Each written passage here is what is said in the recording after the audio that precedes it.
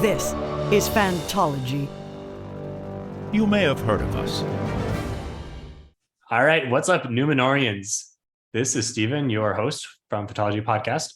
I'm here along with my lifelong friend Jake and a special Tolkien expert guest, Justin. He may dispute expert, and I guess we'll see, but you definitely know more than we do about Tolkien, and we're reviewing the Rings of Power, so we needed someone who knew something, and you are the person. We'll just call me an aspiring expert. I'm still working on it. There's still a lot to learn. I feel like I've got a decent amount of Tolkien knowledge under my belt. So that's not how we go. That's not how we do at Phantology. We're just going to label you the expert, and you're going to have to go with it and live up to it, and take all the heat in the comments. So exactly, commenters go after Justin for everything he gets wrong viciously. Actually, please don't do that. If we get things wrong, be patient with us. I'm personally I've read Lord of the Rings and I've watched all the things there are to watch, but I haven't read anything else. I haven't even read the Silmarillion. So I'm really kind of a Tolkien noob. So I'm just going to accept anything you say as complete truth. I think, Jake, you know a little more, right? You've read some of the extended Legendarium. Just I recently reread the Silmarillion, and then I've read the Children of Hurin. I think is what I read after that. So I'm dipping my toes in the extended, or in the, I don't know, in Star Wars, it's the expanded it's the universe. Legendarium. Okay, I'm dipping my toes in it. Yeah. Okay, so now that our credentials are out of the way, so Rings of Power, we'll just kind of start with an overview of what we liked about it, what we didn't like, etc. And then we can go into some specific things, and we can talk about some changes, etc. We'll just kind of see where this goes. So what do you guys think of the show? Just kind of high level. I know there's a lot of internet opinions out there. So where do you fall? I'm curious what Jake thinks. But before I answer, if I'm going to have to be the Tolkien expert, I want to be able to go last and hear what Jake thinks. Okay. That's totally fair. That's fair. Yeah, that's fair. So just things I like the most. I just, did you like it? Start there. Did I? Oh, just start that. Yeah, I did. I think it was solid. It didn't make me as excited as the Peter Jackson films. But I think it was probably around the same quality as the Hobbit films, without just different tones, though, completely different tone. I feel I don't know. So I enjoyed it. I will say not fully satisfied yet, and that I have hopes that it's going to grow into itself. But I think it was a solid, safe start to what could be an amazing show. Yeah, I think I'm probably somewhere around there. I liked it more than The Hobbit, for sure. I didn't really like The Hobbit same. very much. I liked it more than The Hobbit, but I think they're around the same level.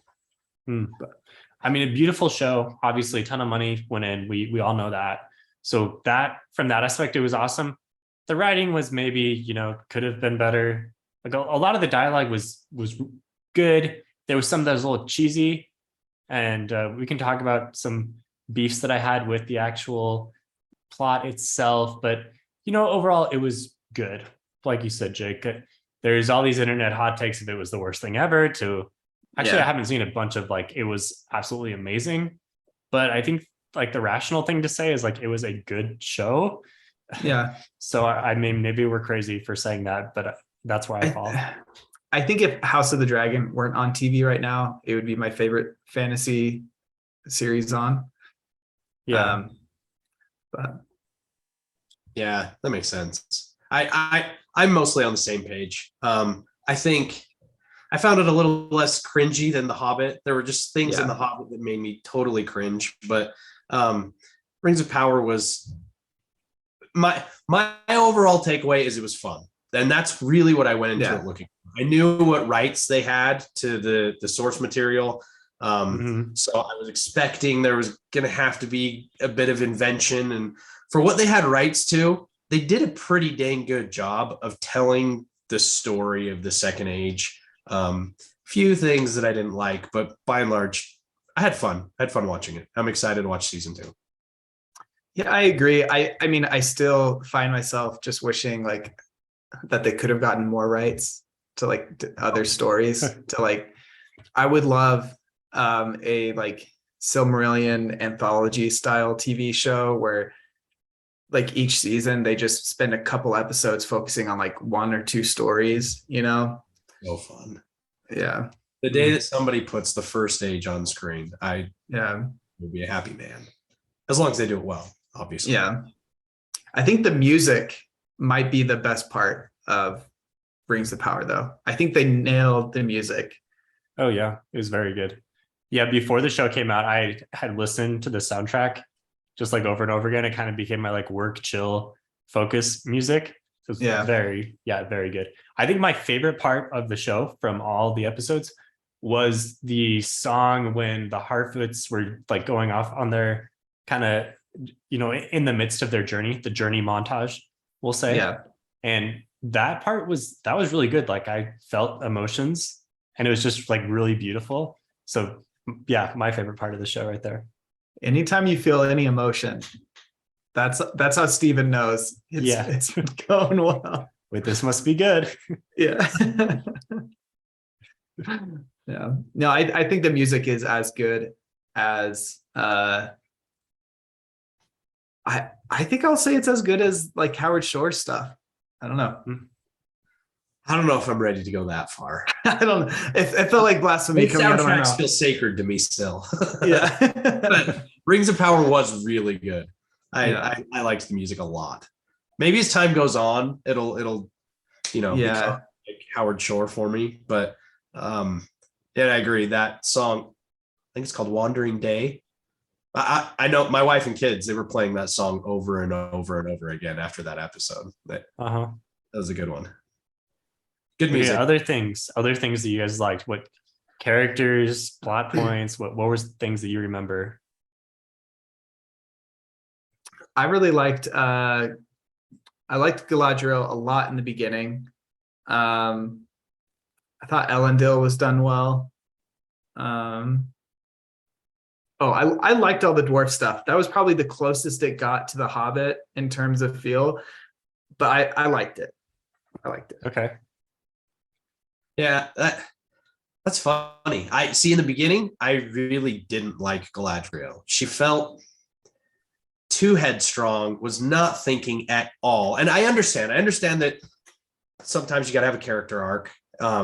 But she just felt dumb at times. Yeah.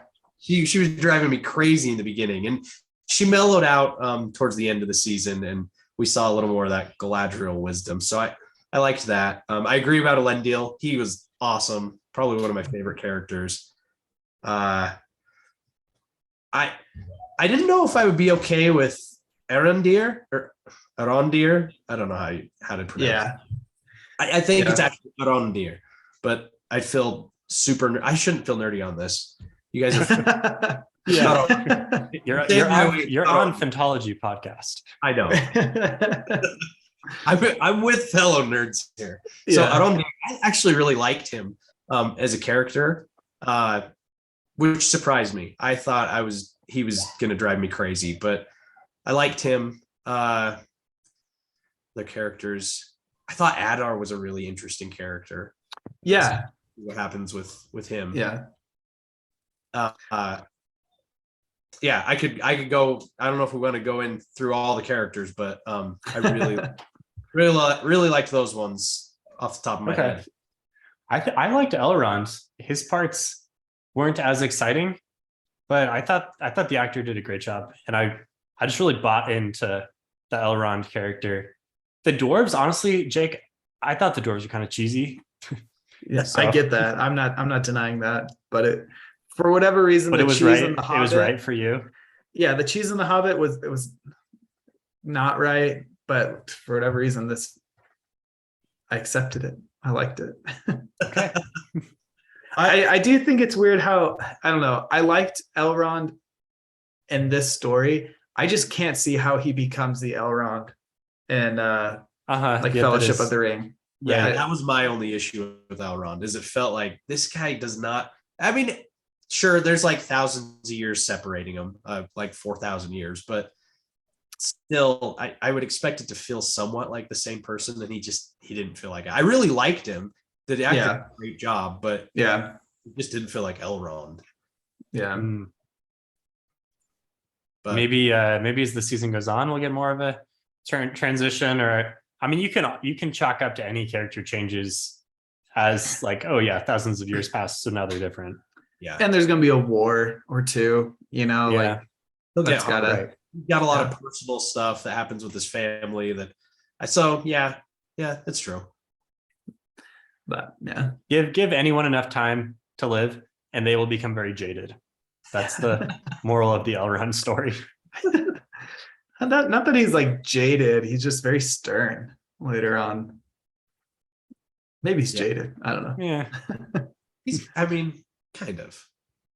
He's kind of like, we just got to head back to Valinor. You guys screwed the pooch here. Like, Yeah. like, I'm getting out of here. I don't know. Yeah. That's kind of how he seems in the later movies, but Yeah. anyway. Okay, so what things did you guys not like? I said the dwarves.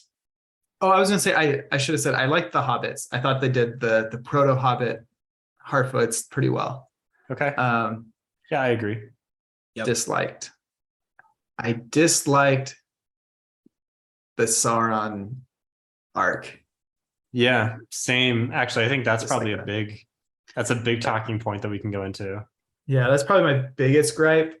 Other than that, I think the show's weakest points are that, and it's like they planned on doing 8 episodes and they had a story and they're like, how can we make this 8 episodes? And I felt like they had some dead space. They could have like tightened up the writing a bit, like maybe do 6 episodes, you know, and or if you're going to do a full 8 episodes, like make every moment count. I feel like there's just scenes in there that aren't, they don't utilize their time as well as they could. Yeah, not just scenes, there are entire episodes that fill like in a filler. Yeah. It's beautiful filler though. So Jake, compare that to House of the Dragon, because House of the Dragon is 10 episodes. And honestly, it's a shorter amount of time. Fewer things happen overall. There's a lot of stuff that happens in Rings of Power.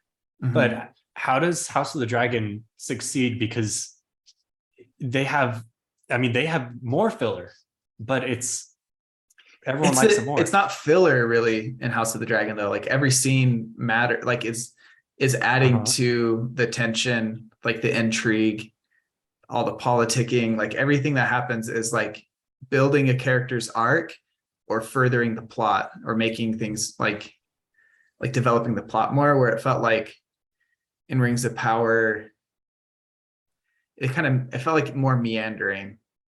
And then like, okay, now this is plot important again. I don't know. Having not like ever done a film class or anything, that's my analysis. No, I haven't seen House of Dragon yet. Haven't gotten into Game of Thrones. Well, I tried to read the first book and it didn't take. I don't know. Yeah. Maybe I love Tolkien too much. And so I'm not willing to like, they're very different. Yeah. But I think you're right, Jake. And I almost wonder if some of the reasoning behind it is they were so worried about sticking to the lore. They were trying to incorporate the lore in the ways that would please the super fans. And sometimes that distracted from building the right tension. And yeah, that's interesting. The writing did not, it didn't strike that balance between having the lore, but also telling story. It felt like more like kind of like an outline. Like I feel like you could have 8 episodes dedicated to just like Adar, however you say his name, like his story, you know, like there's a lot more you could give there. And it feels like you're just like touching on it and then slowly moving on to another touch point instead of like, I don't know, really immersing yourself. They're setting it up for later seasons, which I hope they are. I want to learn more. That are. Well, no, yeah, and yeah, they probably are. I guess my thought is like you had the time to develop more now. You should have developed more now or condensed. So I don't know. Do you think it would have been better if they crossed over more of the plot lines? Like the Harfoots literally never met any of the other plot lines that were going on. The whole Southlands thing came together eventually, and the dwarves, elves kind of came together, but there wasn't like a big culminating thing with everyone. I don't think it needed that. I honestly, if they had done that, I think I would have felt like they shoehorned it in. Like, I don't know. I think that's why I say I feel like they were trying to adhere to the lore, because I mean, quite frankly, like the Harfoots, they weren't influencing anything in the Second Age. Like they shouldn't be having any crossovers with anybody.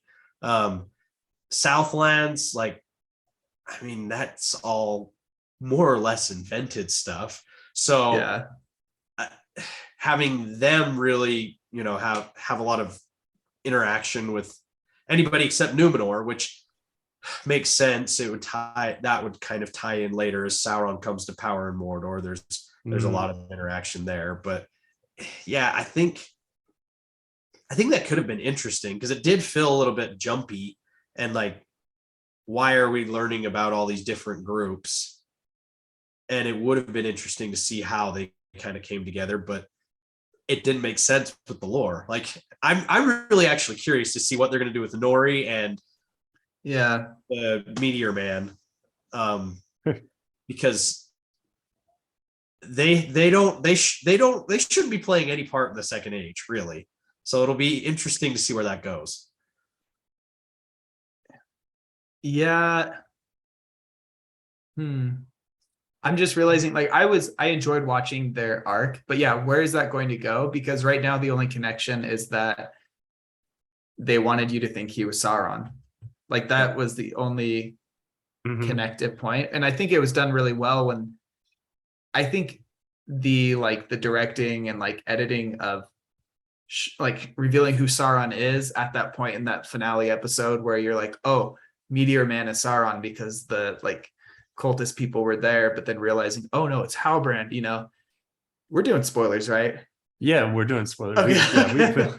Wait, so did you bought into that? Like as you were watching episode 8, you were thinking, oh my gosh, it's Meteor Man? No, I thought it was Meteor Man. I think an episode or two before, I was like, I think he has the best Sauron claim. But like, I think based off of just like the tension of like the plotting, it's like, okay, it's not going to be him. He's obviously like, they're not going to send the hobbits off to like rescue him. And then you'd be like, psych, I'm Sauron, and, you know, like kill the hobbits or something. Like that's not going to happen. Right. But I think like that, like tension was like, it was good how but then realizing that the only connection there, the reason it was good is because you weren't sure who Sauron was, you know.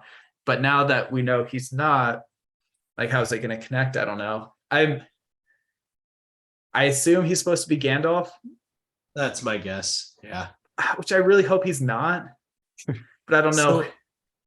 So is it Gandalf?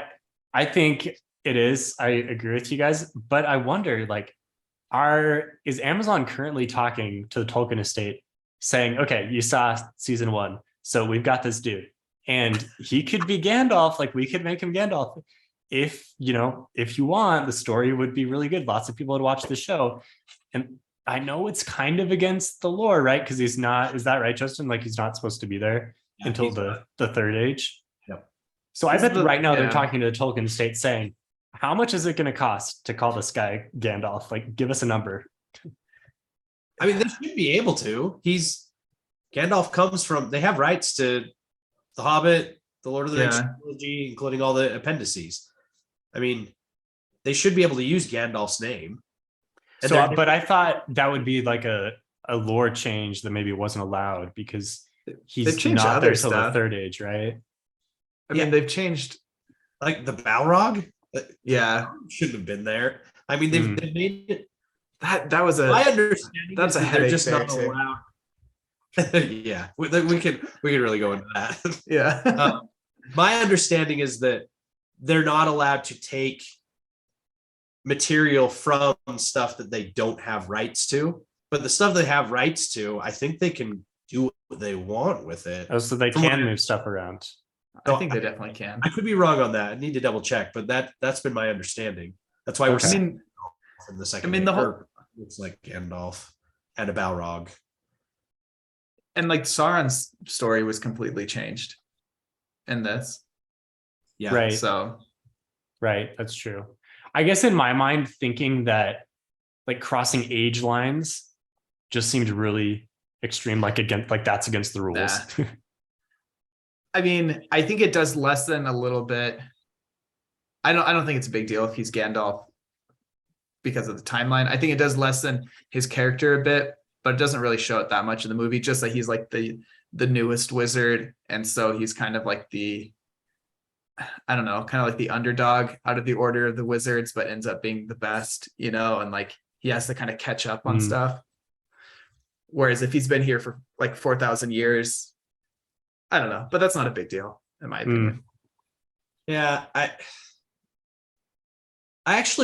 really like it as a Gandalf backstory. Like this is why Yeah. he loves the hobbits, which Yeah. never quite made Yeah. sense before. Like why did he even really know about the hobbits? Like this gives some backstory to it. But also, Nori Brandyfoot, if that goes on to be like the Brandybuck line, which Frodo's related to, Bilbo and Frodo, all those hobbits, it would make sense why he, picked Bilbo to go and get Yeah. the adventure. I like that idea.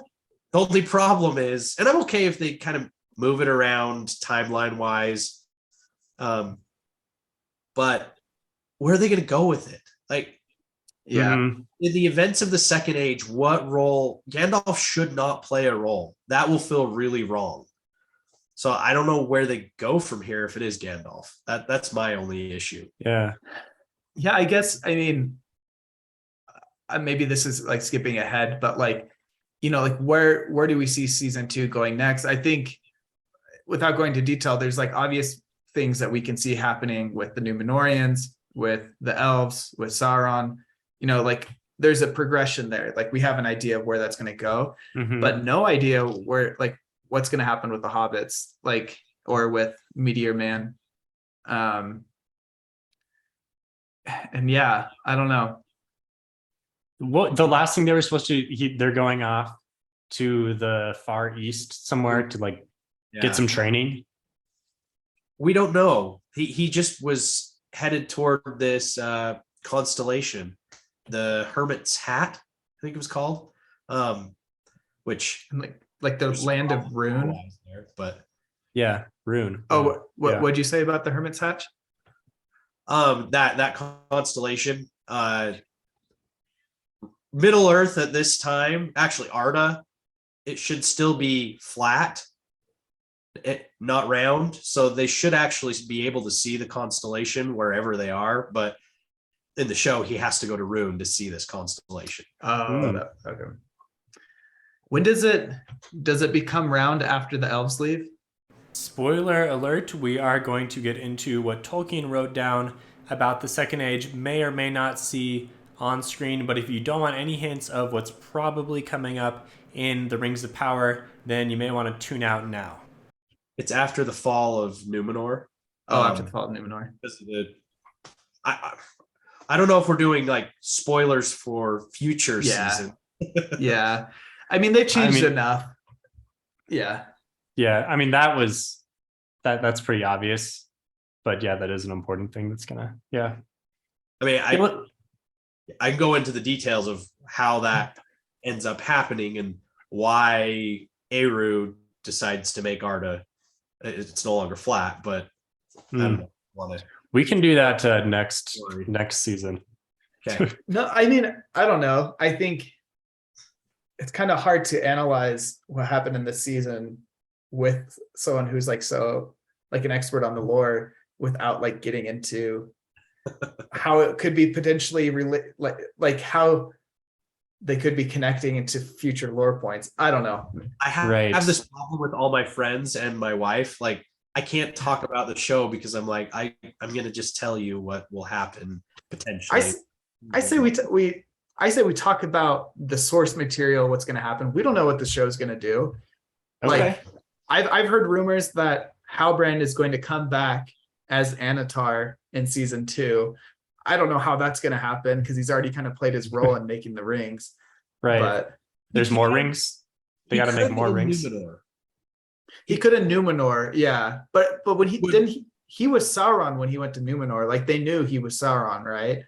At that point. Yeah, they actually go over and capture him. Yeah. And he goes with them as a prisoner. Yeah. And then, smooth talks his way up to being Pharazôn's right-hand man. Yeah. So maybe maybe the change is they make him Anatar and then I don't know. But I think they might have passed over that because there was a line where he said something about like gifts to Celebrimbor. I think that was just like the nod at doing that, and they're not going to do it. Yeah. I could see that too. I agree. But yeah. Spoiler alert, Numenor falls. It's all Sauron's fault. And it's due to like infighting and like maybe not infighting, it's due to corruption and hubris more than anything. That's something I'd be looking forward to see. Like there's already like some corruption there with our Pharazôn. Like he seems like he's got his own ideas, he's planning the king's, I don't know. But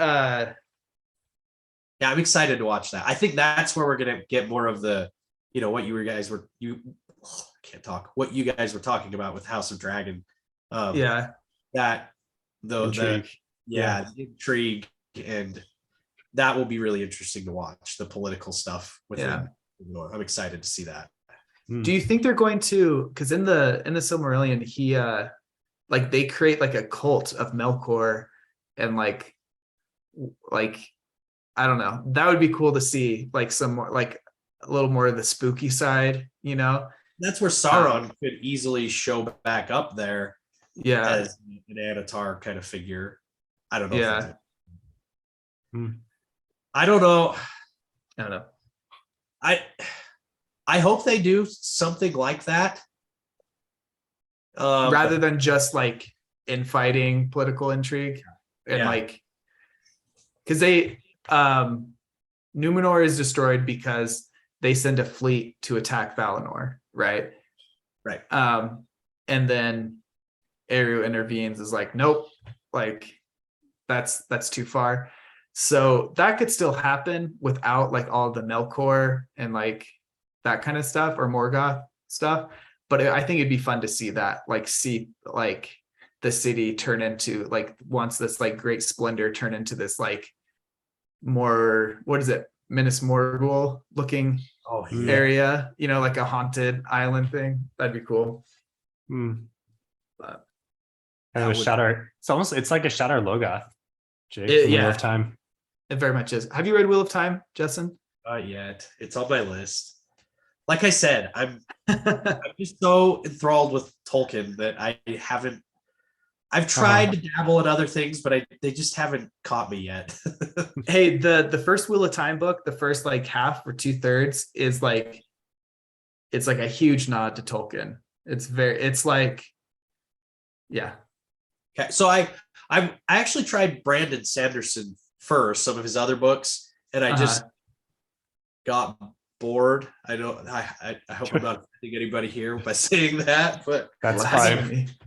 I know that's weird. Somebody that loves Tolkien that can, spend 20 pages talking about the trees in the old forest, saying that that Brandon Sanderson got boring, but I don't know. I don't know what it is, but that makes me think you'd like Robert Jordan a little better. Actually, he's more of a kind of a transitional from like Tolkien language to like modern authors.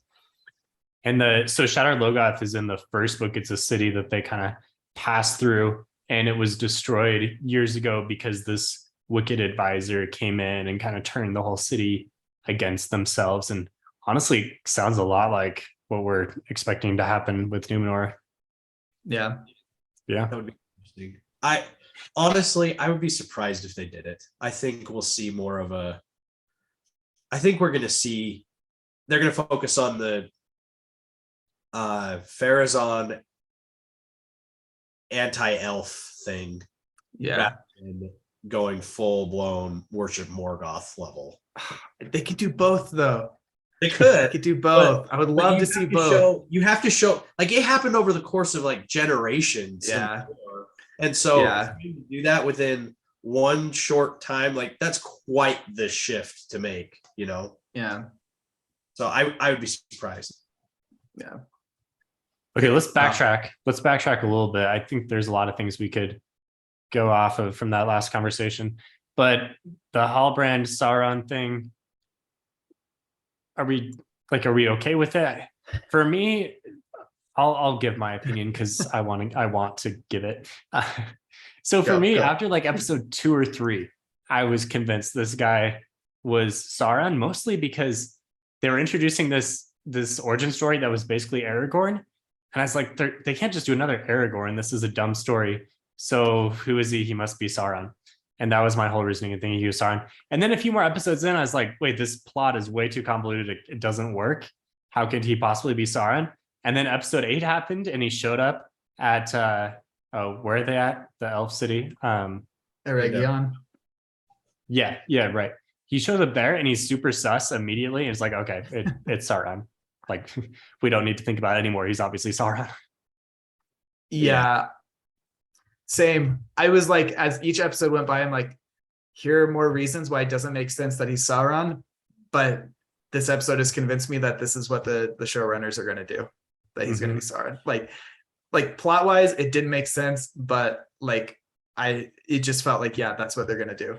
I didn't have a huge problem with it. I felt like, I don't know. It could have been more interesting the way that they did that. I agree with you that it was around episode 3 that I was like, this guy's Sauron. And I never let go of it. I was convinced that the stranger was a wizard and that Halbrand was Sauron, especially when he has that conversation with Galadriel when they're in the jail on Numenor.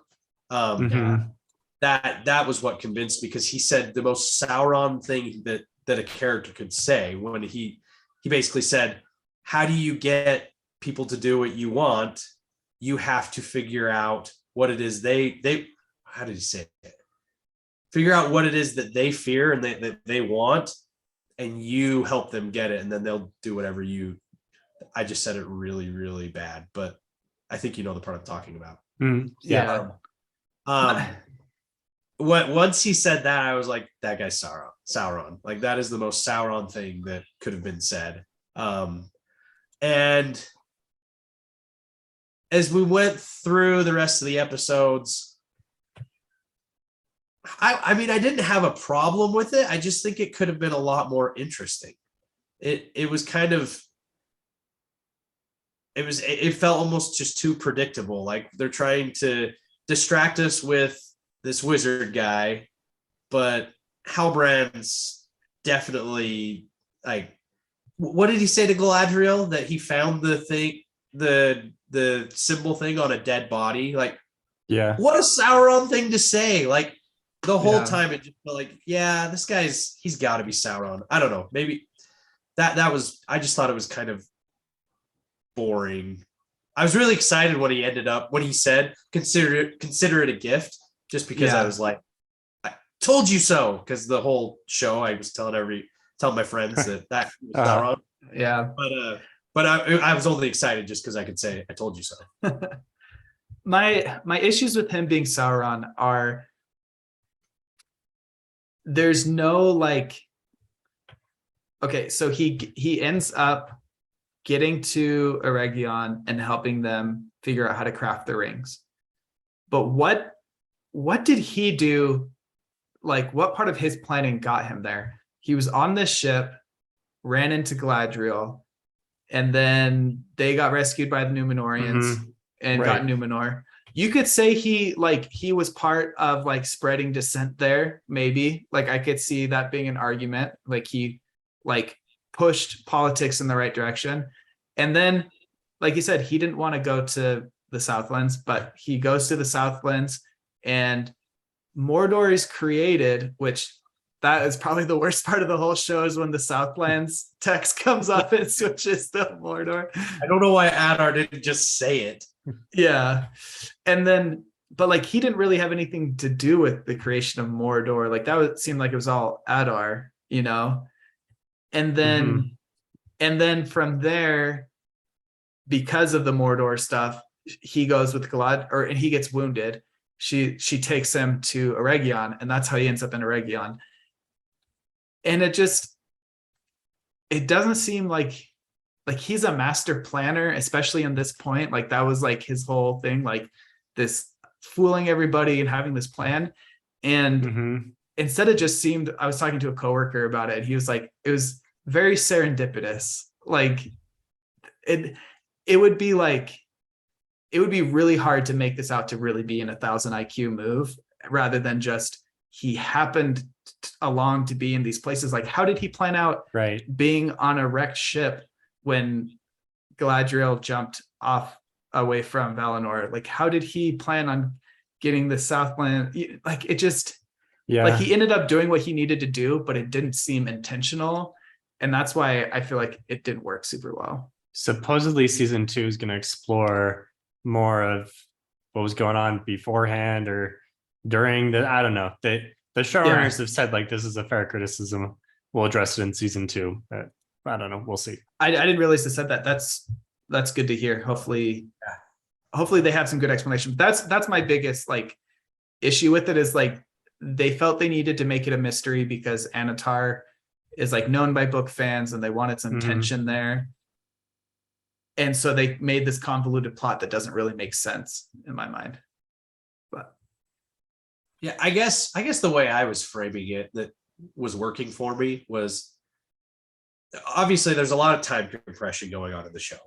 And Sauron, after Morgoth's defeat, did go through kind of a repentant period. And it felt almost like they were trying to show some of that. And that's why he wasn't just, sinister, 3D chess Sauron, I'm going to take over. That he was more just landing in the right situations, and his true nature was coming back out, where he was taking advantage of the situation to put himself in the right place to get what he wanted. And I guess that's why it was working for me, but I think I see what you're saying, Jake, and I agree. Like in the source material, his master plan was to create these rings, distribute them, and then create the one ring and take control of everybody. In the show, it doesn't seem like that is possible to have been a master plan. Doesn't fit the lore with what Sauron should have been at this time. I think it's just a matter of time compression. They're trying to show Sauron something he should have been, like at the very beginning of the Second Age, not during this time period. I agree. It would have been more interesting to see him with the sinister plan to create the rings, make a master ring. Yeah. So I was a little surprised because I was expecting, Sauron. Okay, this guy's totally evil, right? That's what we got from Lord of the Rings. It seems like they're going with a different type of villain who, it sounds like what you're saying, Justin, kind of fits the nature of who Sauron is, but maybe the actual timing of his character growth is a little weird. Yeah, I think so. How does Tolkien say it? After Morgoth's defeat, an emissary from the Valar comes, and Sauron is like really repentant to him and says like, I messed up. And I think Tolkien says it was mostly out of fear. It wasn't like, he really was sorry. He was just, whoa, my like Morgoth that was all powerful is now gone. And so he was now afraid. But he was kind of like, hanging his head in shame of what he'd been during the First Age. And then he's told to go back to Valinor to face judgment for it. and he doesn't. I mean, he doesn't want to. He doesn't want. He's been Morgoth's right hand guy, just super powerful, and now he's looking at having to go back and answer to the Valar and be the lowliest of the low, if anything. And so he just chooses to hang out in Middle Earth, and over time, his resentment builds toward the Valar, especially as they kind of leave Middle Earth alone because, you know, when they intervened with the overthrow of Morgoth, they sunk a whole freaking continent. So they're like, okay, we're just going to stay out of things over there for a while. And Sauron was able to kind of take that, interpret it as they don't care about Middle Earth. They've just left it to its own problems. I'm going to bring order and make Middle Earth what it should be. And that, yeah, it just over time, he becomes Sauron that we know and love. And the show just didn't really show enough of the Valar and like that whole backstory thing. Is that because they don't have rights, or because they were just trying to simplify the? They dropped a few names like Aule's beard. Did they say Orome? Maybe not. I think so. Did somebody say Orome? Maybe. I can't remember. Is he the ocean guy, or is he the hunter guy? The hunter guy. The hunter guy. Okay. But the ocean Both have O's. Olmo. Okay. Maybe they said Olmo then. I think they might have. I remember there were a few Valar name drops, but to really like show those the Valar, they would need rights to Silmarillion. Yeah. Which I don't want this to look like I'm like bagging on the show. I really liked it. I was really excited to watch it. I do think the Sauron thing was the weakest point, other than slow pacing and like the meandering plot. But I do really like it. It's just hard when I'm thinking about, man, all these cool stories that I wish they could show, and they just can't because they legally can't. But yeah. They've done great with what they have so far, I think. Yeah, I went back and I was actually reading the appendices again the other day, and to go and read those, it makes the show suddenly make a lot more sense because they're working within the bounds that they can. Yeah. I had a question on the rings. So they forged the 3 rings, right? These are the 3 that are going to go to the elves. Is that different than what's supposed to happen? Like, are they supposed to have forged all of them at the same time? So it's actually over the course of like 90 years, I think, that Anatar shows up. Well, I think Anatar, I'm going to get my dates wrong. Anatar shows up in Eregion. Well, first he goes to Lindon, I should say it right. He goes to Lindon. Gil Galad's like, get out of here. I don't want anything to do with you. He doesn't know that it's Sauron, but he just doesn't trust him. He heads over to Eregion. He's there just, and Celebrimbor's like, oh yeah, like help us with this. You know a lot about all this smithing. Like, help us out. And he's there for, I think, 100 years. I might be mixing this up. He's there for a while. Then they start crafting the rings, and they start with just lesser rings, like ones that Gandalf thought that the One Ring might be in the beginning of the Fellowship. How Gandalf's not sure that Frodo's ring is the one. It's because he thinks it might be one of the lesser rings that they first tried when they were figuring out this whole thing with rings. And they just had little powers like make you invisible, things like that. So they start making those kinds of things. And then it's like 90 years before they really have finished all of the dwarf rings and the rings that end up going to the men. Those stay all there with the Gwaithir Mírdain.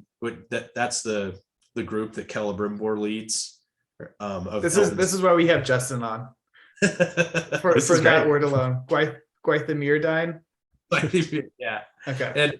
And actually, the city, they haven't said this in the show, but that region, that whole area is called Eregion, but the city they're in is called Austin Edhim. But anyway, so that's going on. And then Celebrimbor makes the Elven rings are the last 3 to be made.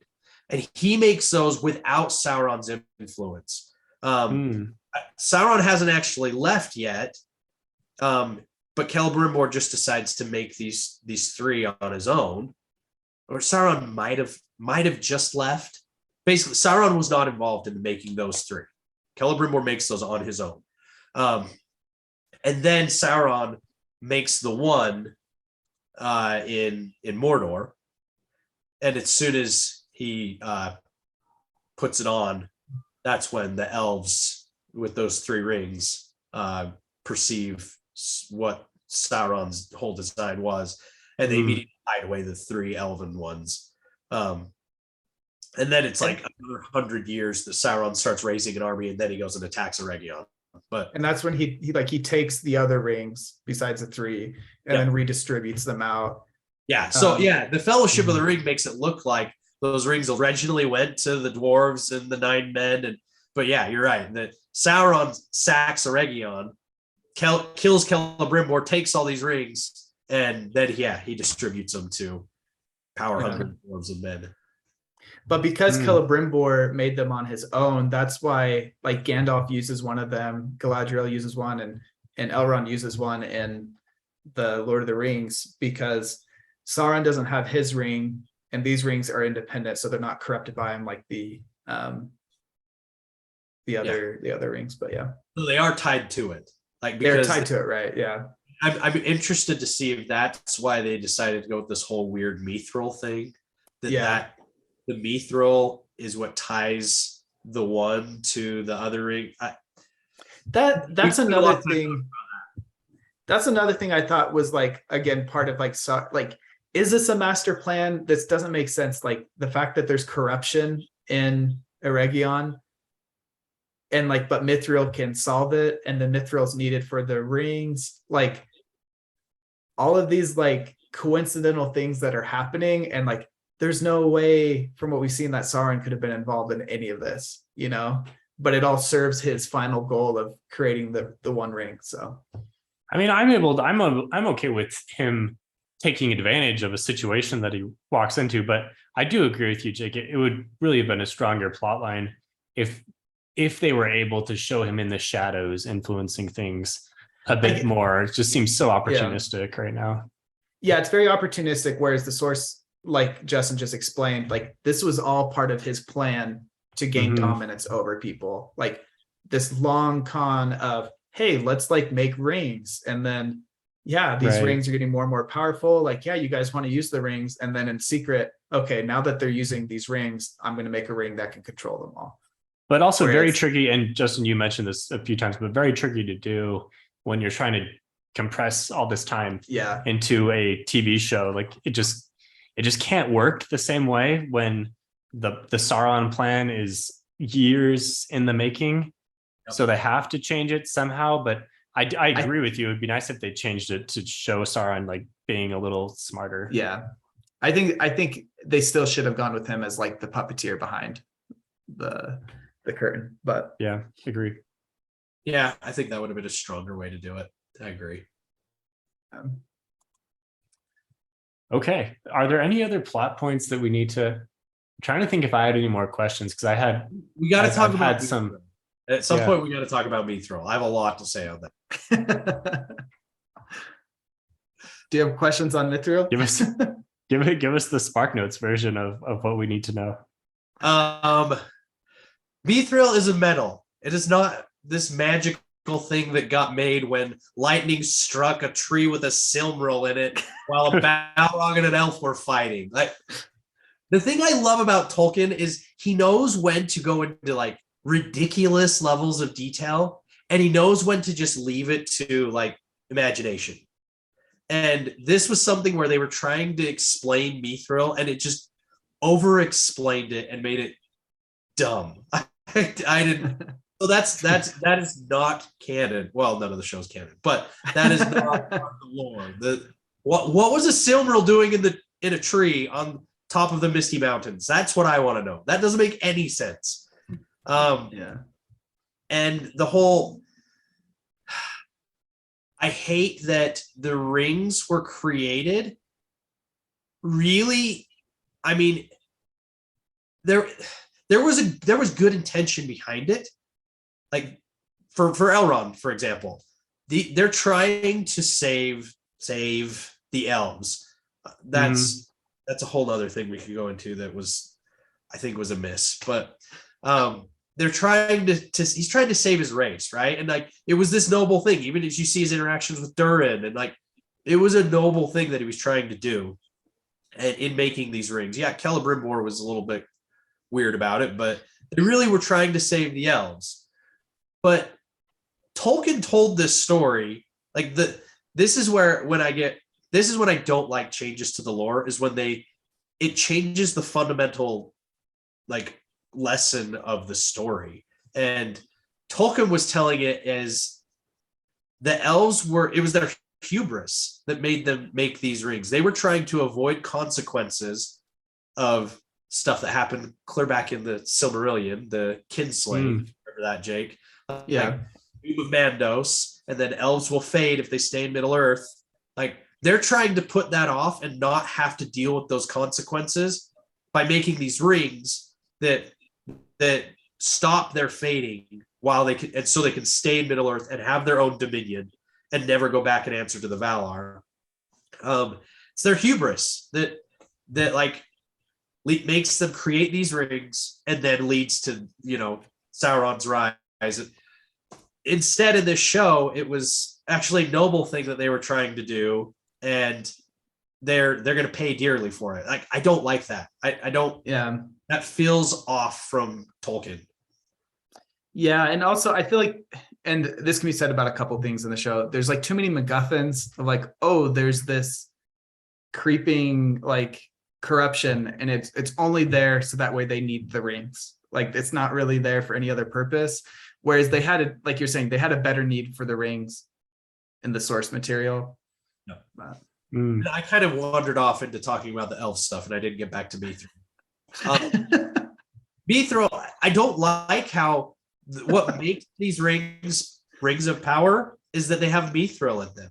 Like that is not the case in the lore. That it was Celebrimbor's craftsmanship that creates the magic that the rings have, that their ability to stop the elves fading, and it's not mithril. So it makes me wonder, like, how do you go forward with, you just have this magic substance now that we know the dwarves eventually are going to mine and mine a lot. Frodo has the whole Bilbo and Frodo have that whole get up. Yeah. And it's supposedly this magic substance now. Like I got issues with that. Sideboard, Celebrimbor comes off as super inept. Like the guy can't figure it out until this random human comes and says, "Hey, why don't you make like an alloy of metals?" And he's like, "Oh my gosh, I can't." Alloy? I've never even conceived of such an idea. Seriously, dude? Yeah. One thing that I was kind of speaking Celebrimbor and Elven hubris. So at the end, like Galadriel knows who Halbrand is, doesn't tell Celebrimbor or Elrond.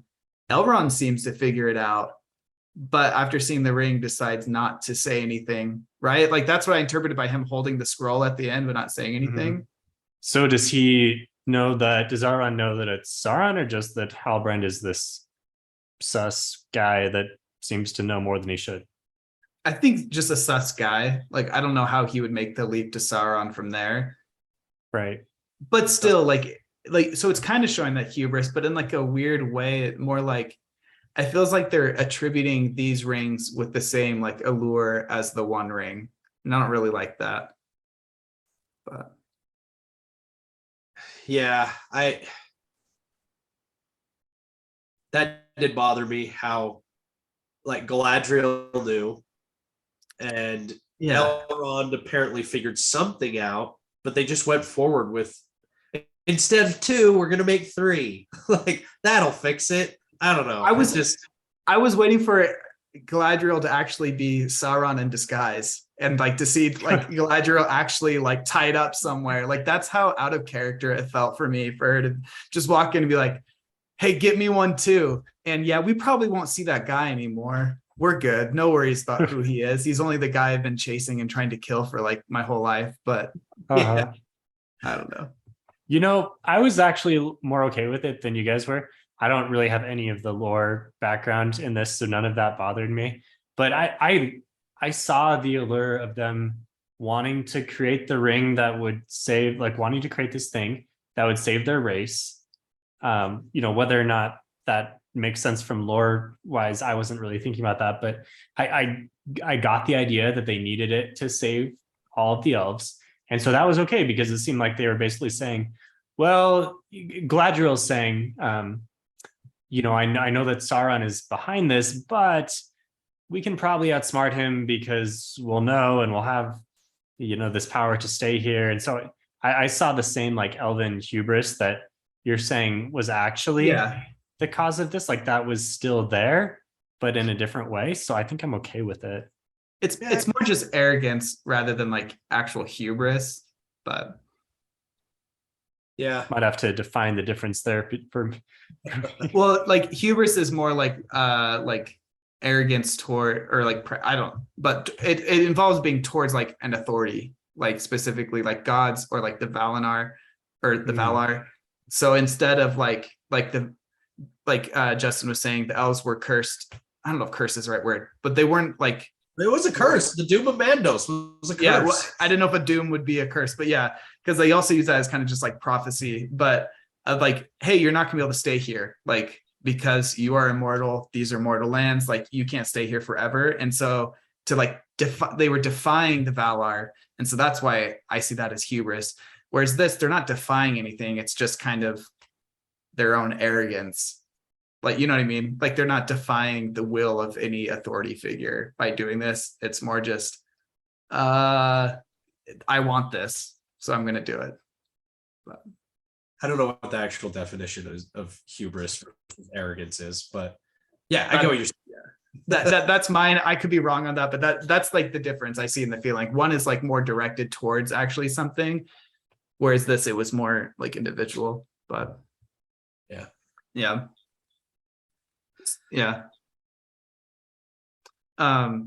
you have any more rants you need to go on, Justin? Anything else you need to clear up for us? What about the sign?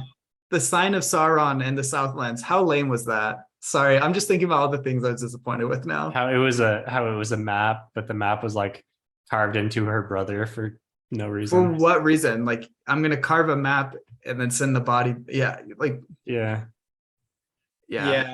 And just that's like the epitome of a MacGuffin, where you have this thing, you're trying to find it, and then like no one cares about the actual thing. It just sets you off on another adventure, and it's like never addressed again. Like, right. So yeah, that's exactly. Yep, that's exactly what it was. Yeah. And why did they randomly have that symbol in the archives out of Numenor that they were able to just that was very confusing to me. Yeah. She's been looking for how long at this point? Yeah. Elves that are immortal and you know, like have been around since the beginning of the first age. Well, maybe not the beginning, but been around for forever. They don't have any records on this, but the Numenorians do. Numenorians do. They took those records out to their island when they left Middle Earth.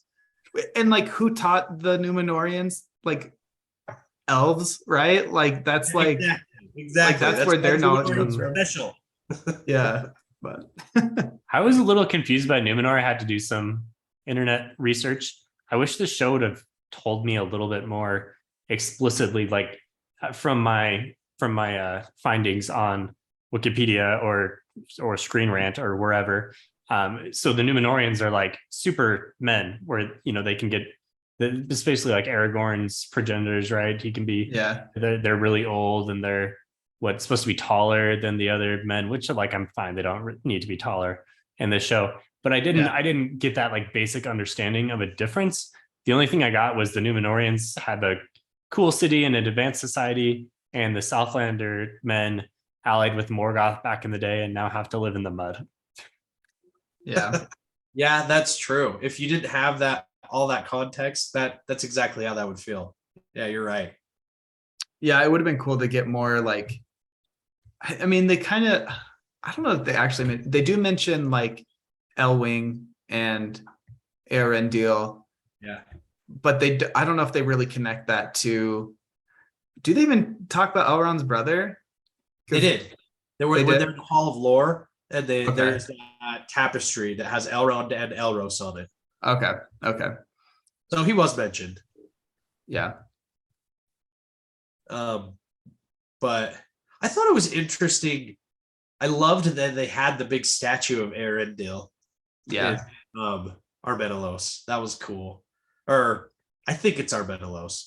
Really, according to the lore, Armenelos is inland, and Rimelo. I can't remember the name of the port. I don't know. I could look it up on the map, but anyway, it looks like they just meshed them into one city, but I loved how it looked, and that big statue of Arendelle, that was cool. Mhm. Yeah. And I loved the references to him with Elrond, because it's something that you don't really think about, even when you like read the lore of what it would have been like for Elrond and Elros to grow up with their dad in the sky flying a ship and never getting to interact with him. Yeah. That was cool how they kind of brought that into Elrond's character. Yeah, you get to see more like he's definitely more humanized in this. Yeah. Which I think is a good thing. It made me like him as a character, but also the weakness is like, how does he get to be this awe-inspiring ethereal king later on? But I'm hoping we'll see that story throughout the rest of the season. yeah. I think I'll be okay with it as long as we see that. All right, let's close. Let's say one thing we're looking forward to in the next seasons. And you guys probably have more ideas because you know more of what's going to happen. But from my internet research, I know that Elendil and Isildur found like Minas Tirith and Gondor and all those places, right? Or something like that. I'm assuming that is correct. Yeah, that's what I'm looking forward to seeing. Some actual, founding of cities and some men doing good. Yeah, I'm interested to see where I think the show has been optioned for 3 seasons, right? And I thought it was like 5, and they were just totally sold on that. It was like 3 or 5. Yeah, like it's not just I think it's season 2. So I wonder where they're going to end. Right, it's not like they're just going to renew it every year like a normal TV show. It's basically like Jeff Bezos is buying 5. Yeah, I think that was part of the deal, is like you had to do more than one season at a time. But so yeah, I don't know how far it's going to go, if it's going to end like with the fall of Numenor and like the whole series. Yeah. I don't know. The whole series will end with the War of the Last Alliance. Yeah, that's what I would assume. Oh, you think so? Oh, can they go that far? That's a really nice way to tie into the Peter Jackson trilogy. Yeah, you would Lord of the Rings, right where Peter Jackson picks up. Yeah, that would be cool. I didn't realize they could go that far. That would be cool if they could, though. Except this time Gandalf will be there showing, and he'll have a showdown with Sauron. And the Balrog. Don't get us started on the Balrog. I would say I'm going to go for something that's not in the lore. I'm excited to see what happens with Adar and the orcs. Like, I want to know, like, is he going to progress into orchood fully? And if so, like, how is him meeting up with Sauron again? Like, he said he killed Sauron last time, and like, then Sauron almost kills him. So there was tension there at some point. Yeah. And like I'm assuming he actually did kill Sauron because the cult of Sauron was off like looking for him and expecting him to be reborn. So yeah, I'm excited to see. That's an interesting character. He could be developed really well. He could turn into a Daemon Targaryen, if you will, type character. Okay. Like if they do it right. Yeah, so that's what I'm most excited to look forward to. I'm assuming that next season we're going to see a lot of. I mean, we've already talked about this a little bit. A lot of Numenor and the rise of the anti-elves faction and Pharazôn kind of taking power. And I'm looking forward to seeing how all of that plays out. I really hope that Pharazôn doesn't marry Miriel. I hope that they depart from the lore in this, but that would feel weird. Oh, Miriel is Isildur's sister. No, she's the queen that Oh, got Miriel's blinded. the queen. Yeah. Oh, the Oh, lore. Spoilers. Sorry. Pharazôn actually marries her in order to make himself the king. He becomes our Pharazôn. doesn't seem like something that's going to happen on today on TV in today's age. Yeah, I hope they don't do it because it would feel weird with those characters as they are now. But I am looking forward to seeing all of that play out. That kind of political tension in Numenor, and one thing I really loved in this season that I want to see go forward in the next season is the themes of mortality versus immortality. And I think you'll see that with Numenor and their desire to no longer be mortals, versus like what we saw with Sadok at the end, how he was a mortal just quietly accepting mortality. He didn't fight it. He just wanted to watch the sunrise. Like, I really liked that, and I hope we see more of that kind of theme, because that's a big theme that Tolkien wove into all of it. In the lore, like that's a major message he was trying to communicate in this story. So I hope they lean into that in season 2. And the Elrond Durin friendship really touched on that nicely. I thought, where Elrond didn't even realize that he would have offended Durin, because 20 years is no big deal for him, but Durin's like, what the heck, man? Yeah. Yep. How long do dwarves live for? A couple hundred years? Yeah, I have to look it up. I want to say it was like 200 to 300. Similar to Numenorians? I think so.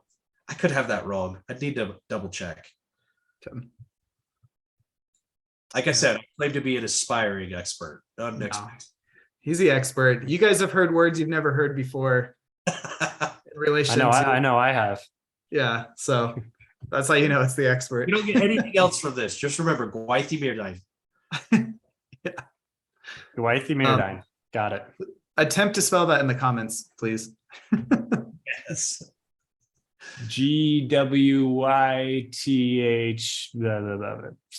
That's my attempt. I'm gonna guess AI instead of the Y. Yeah. Tolkien's pretty phonetic with stuff. He is. So, anyways. Yeah, Kenya is Quenya. I read it Kenya, but it's Quenya. Yeah. But Quenya is. I was reading the other night that it's he based it off of like Latin pronunciation. There's a whole lot of other influences. Like Welsh, there's a lot of Welsh influence. He loved Welsh. Yeah. And then also Finnish. Yeah. Because he loved the Finnish pronunciation. Yeah. He tried to stick to just like Latin kind of pronunciation. Yeah. All right. Well, if you are still listening, thank you for sticking with us. Hopefully you've learned something. And thank you, Justin, for educating me and other viewers. All of us. Yeah, all of us. Yeah.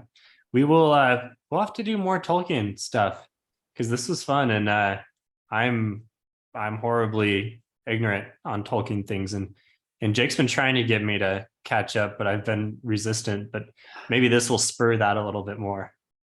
Yeah, there's Tolkien and Malazan. I'm trying to get you to get as excited as I am to read those. Yeah, trying to get me to be a real nerd. I'm not.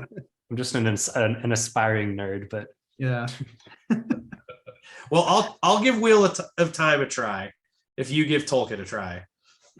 Oh, deal. Hey, okay. Yeah, that's a good deal. So, you're getting the better end of the stick when it comes to page count. Totally. So should I do Silmarillion? Is that the logical thing to do? you've read the main books. Yes. I would say read the appendices in Return of the King first. If your interest isn't like sparked a little bit by those, obviously like just sitting and reading it, like it's just history stuff, like that could be boring. But if you're not like, oh, I'd like to know more about that, don't even try the Silmarillion. But if you find some of it interesting, you find yourself wanting to know more, dive into the Silmarillion. Got it. Okay. I appreciate the acknowledgement of whether or not I may be nerdy enough to fully get into it. It's okay. I know not everybody is quite on my nerd level. So Hey, I read the Silmarillion when I was in high school, and I remember thinking this is the hardest thing to get through, but I really wanted to read it. But on my second reread, or my second read through, however you say that, I was like hooked the whole time. I was like, how did I ever think this was like hard to get through? So I had the same experience. Yep. Hmm. You know what helped too is getting an illustrated version. Like, oh, that'd be great. there Okay. are a few of them, and I have a couple. They're so good. I love Ted Naismith. His artwork for it it's awesome. I like buying books, so that's a good excuse right there. There you go. It fit really nicely on those shelves. There's a little bit of space. Okay. Yeah. All right, deal. We'll have to follow up with you and see if we're able to hold to either end of the bargain. All right, thanks, listeners. I think we're a wrap. It's been long enough. Sorry, when I talk about Tolkien, I can be long-winded. Sorry. Don't apologize. Thanks, Justin. Thanks, Jake. See you guys. See ya.